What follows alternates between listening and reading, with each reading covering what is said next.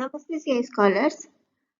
आज हम आपकी पाठ्य पुस्तक का पाठ 11 रहीम के दोहे पढ़ने वाले हैं।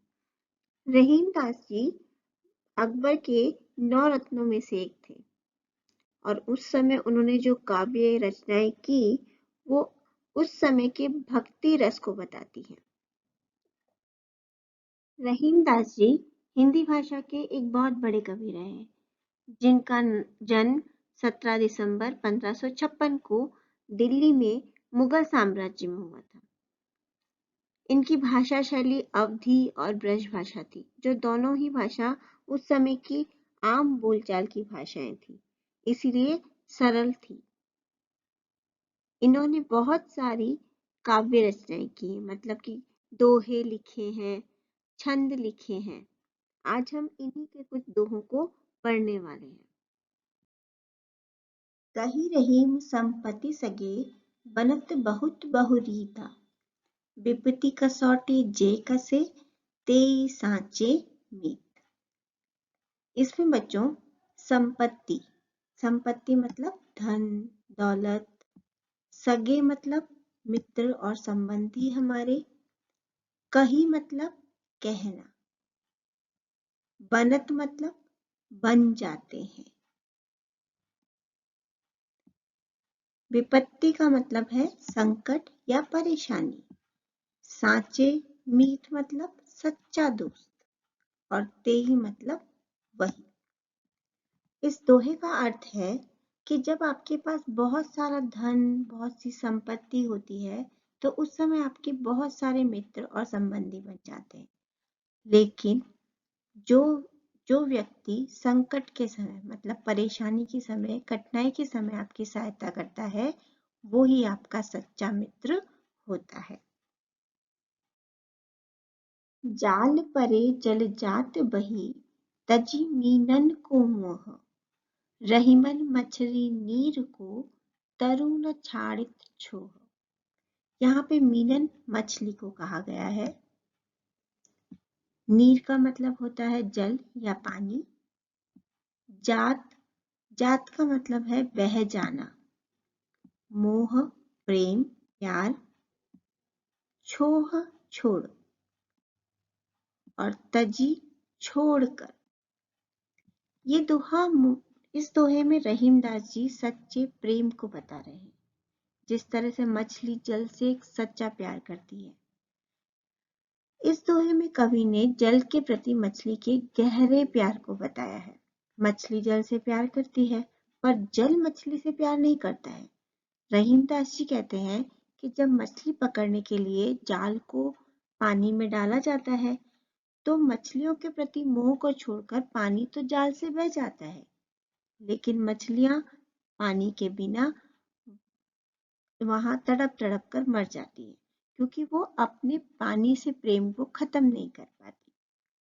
तो यहाँ पर रहीम दास जी ने सिर्फ मछलियों के प्रेम को बताया है, यानी एक सच्चे प्यार को बताया है।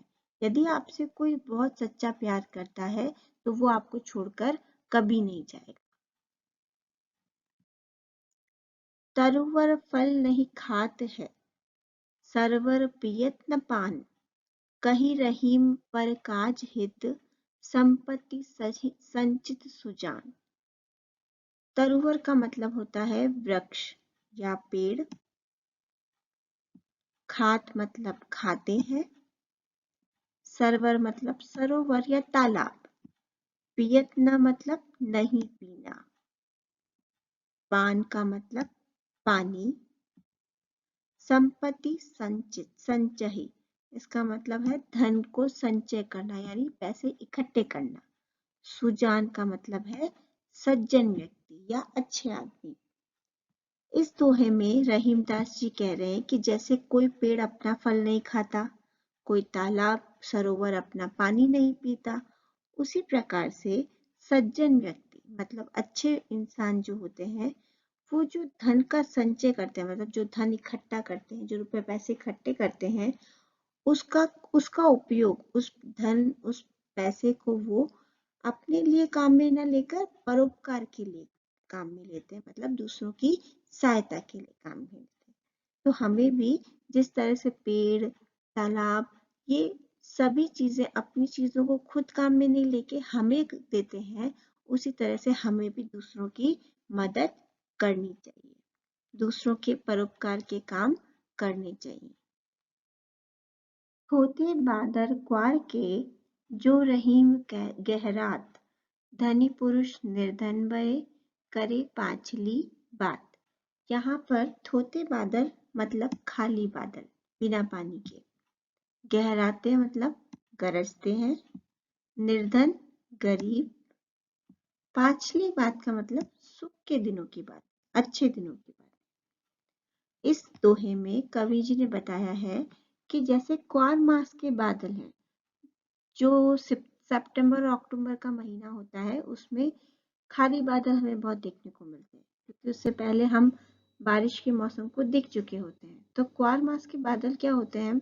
खाली बादल होते हैं, बिना पानी के होते हैं, जो सिर्फ केवल गरजते रहते हैं। उनमें से हम पानी नहीं निकलता, बरसते नहीं है। इसी तरह से जब कोई धनी पुरुष होता है, कोई अमीर आदमी होता है, वो यदि गरीब हो जाता है किसी भी कारणवश, यदि वो निर्धन हो जाता है, गरीब हो जाता है, तो फिर क्या होता है कि वो दिन भर अपने सुख के दिनों की बातें याद करता है और उन बातों को याद करके घमंड भरी बातें बोलता रहता है।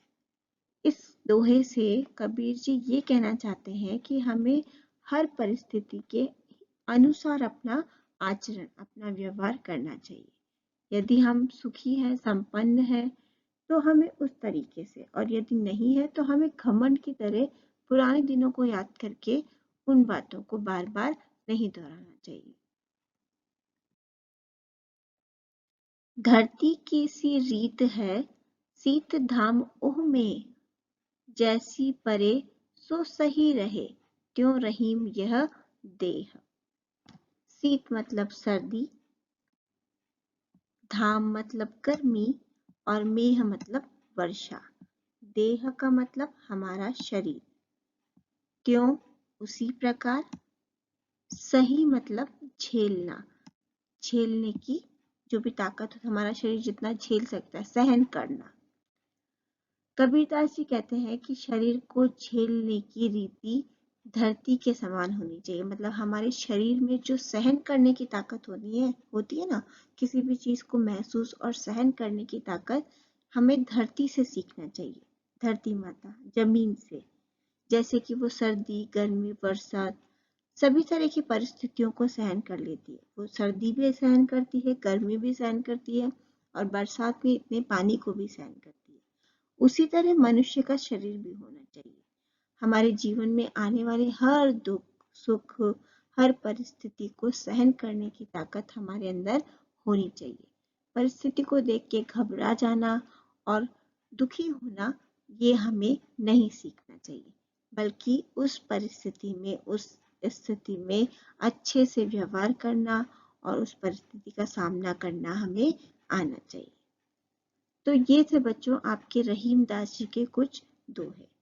अब आपको ये करना है कि अपनी किताब, कॉपी में, नोटबुक में इन सभी दोहों के अर्थों को लिखना है। धन्यवाद।